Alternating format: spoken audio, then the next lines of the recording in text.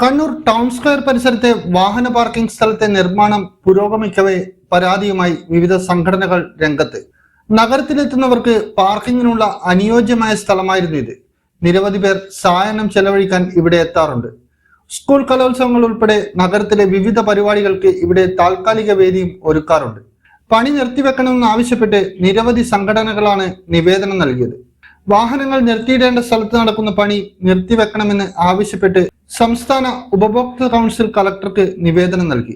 ആഴ്ചകൾക്ക് മുമ്പ് മന്ത്രി രാമചന്ദ്രൻ കടന്നപ്പള്ളിയാണ് മേൽക്കൂര നിർമ്മാണത്തിന്റെ ശിലാസ്ഥാപനവും പ്രവൃത്തി ഉദ്ഘാടനവും നിർവഹിച്ചത്. MLAയുടെ 2023-24 വർഷത്തെ ആസ്തി വികസന നിധിയിൽ നിന്നുള്ള 99.90 ലക്ഷം രൂപ ചെലവഴിച്ചാണ് പ്രവൃത്തി നടക്കുന്നത്. 50 മീറ്റർ നീളത്തിലും 10 മീറ്റർ വീതിയിലുമായി സ്റ്റേജും ഗ്രീൻ റൂമും ശൗചാലയവും നിർമ്മിക്കാനാണ് പദ്ധതി. ഈ പദ്ധതി വരുന്നതിന് മുമ്പ് തന്നെ മന്ത്രിക്ക് നേരിട്ട് നിവേദനം സമർപ്പിച്ചതായി പ്രവർത്തകർ പറയുന്നു. ആലോചിച്ച് വേണ്ട നടപടികൾ സ്വീകരിക്കാമെന്ന് മന്ത്രി ഉറപ്പു നൽകി. വിശാലമായ 2 ഓപ്പൺ സ്റ്റേജുകൾ മൈതാനത്ത് നിലനിൽക്കെ വീണ്ടും ഒരു സ്റ്റേജും പന്തലും നിർമ്മിച്ച് അതിന്റെ മുഖച്ഛായ നശിപ്പിക്കുന്നത് ശരിയല്ല. മാത്രവുമല്ല, നിയമാനുസൃതം പാർക്കിംഗ് സ്ഥലമാണിത്. ആളുകൾക്ക് ശുദ്ധവായു ലഭിക്കുന്ന ഇവിടം ഇല്ലാതാക്കി അടച്ചുപൂട്ടാൻ മുതിരരുത്. പണി നിർത്തിവെക്കണമെന്നും പദ്ധതി ഉപേക്ഷിക്കണമെന്നും ജില്ലാ പ്രസിഡന്റ് ആർട്ടിസ്റ്റ് ശശികല നിവേദനത്തിൽ ആവശ്യപ്പെട്ടു. നമുക്കറിയാം, ഈ മൈതാനത്തിന്റെ ശോചനീയ അവസ്ഥ ഇവിടെ ബഹുമാനപ്പെട്ട MLAയും മന്ത്രിയുമായ ശ്രീ രാമചന്ദ്രൻ കടന്നപ്പള്ളിയുടെ ഒരു ഫണ്ട് ഉപയോഗിച്ച് ഇവിടെ ഒരു തുറന്ന ഒരു ഓഡിറ്റോറിയം നിർമ്മിക്കാൻ ശ്രമിക്കുകയാണ്. അതിനോടൊപ്പം തന്നെ ഗ്രീൻ റൂമും അതുപോലെ തന്നെ മറ്റ് ടോയ്ലറ്റ് സംവിധാനമൊക്കെ ഈ കാർ പാർക്കിംഗ് ചെയ്യേണ്ട സ്ഥലത്ത് ആലോചിച്ച് നോക്കണം. മൈതാനത്ത് 2 വലിയ സ്റ്റേജ് നിലനിൽക്കുകയാണ്. അതവിടെ പൊടിവാറി പിടിച്ച് ഇരിക്കുകയാണ്. അത് ഉപയോഗിക്കാതെ ബഹുമാനപ്പെട്ട MLA ഫണ്ട് ഇതിനു വേണ്ടി ഉപയോഗിക്കുക എന്നുള്ളത് ഇത് വികസനമല്ല, വികസനം മുരടിപ്പായിട്ടാണ് നമുക്ക് കാണാൻ സാധിക്കുന്നത്. ഒരു ഒട്ടേറെ മൈതാനത്തിരിക്കുന്നവരുടെ പ്രതിഷേധങ്ങൾ ഇവിടെ ഉയർന്നുകൊണ്ടിരിക്കുക. ഇവിടെ അടുത്ത ദിവസം നമ്മുടെ ട്രാഫിക് പോലീസ് മൈതാനത്ത് വണ്ടി പാർക്ക് ചെയ്തവരെ ചാർജ് ചെയ്തിരിക്കുകയാണ്. എന്താണ് ഇവിടെ ഇതെന്താ, ഞാൻ എന്താ എന്ന് പറയേണ്ടത്? നമ്മളെ കണ്ണൂരിലെ ഈ ഒരു അവസ്ഥ, ഈ ഒരു കെടുകാര്യസ്ഥതയെക്കുറിച്ച് നമ്മൾ ശക്തമായി പ്രതിഷേധം രേഖപ്പെടുത്തിയാണ്.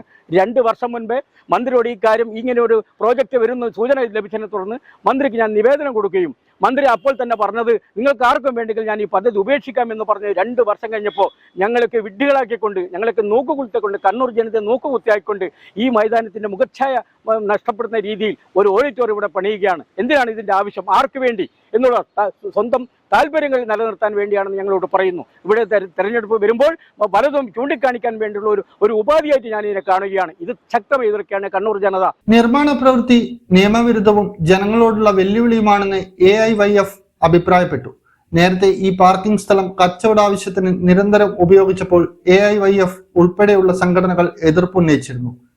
ഇതേ തുടർന്ന് അധികൃതർ നീക്കത്തിൽ നിന്നും പിന്മാറി. ഇപ്പോൾ നടന്നുവരുന്ന പണി നിർത്തിവെക്കണമെന്ന ആവശ്യമാണ് വിവിധ സംഘടനകളുടെ ഭാഗത്തു നിന്നും ഉയർന്നു വരുന്നത്. ഇന്നറിയാൻ ന്യൂസ് കേരള, കണ്ണൂർ.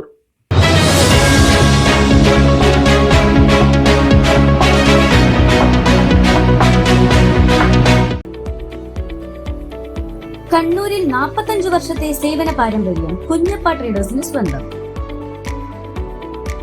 കണ്ണൂർ സ്റ്റേഡിയം കോംപ്ലക്സിൽ പെയിന്റ് വിപണന രംഗത്തെ വിശ്വസ്ത സ്ഥാപനം. Asian paints, Berger, MRF, IndiGo, Shalimar, സ്നോസം എന്നീ കമ്പനികളുടെ അംഗീകൃത വിപണനക്കാർ. മികച്ച ഉപഭോക്തൃ സേവനം കുഞ്ഞപ്പ ട്രേഡേഴ്സിനെ വ്യത്യസ്തമാക്കുന്നു. കെട്ടിടത്തിന് നിറം പകരാൻ ലോകോത്തര ബ്രാൻഡുകളുമായി പെയിന്റ് വിപണന രംഗത്തെ പാരമ്പര്യത്തിന്റെ കരുത്തുമായി കുഞ്ഞപ്പ ട്രേഡേഴ്സ് മുന്നേറുന്നു.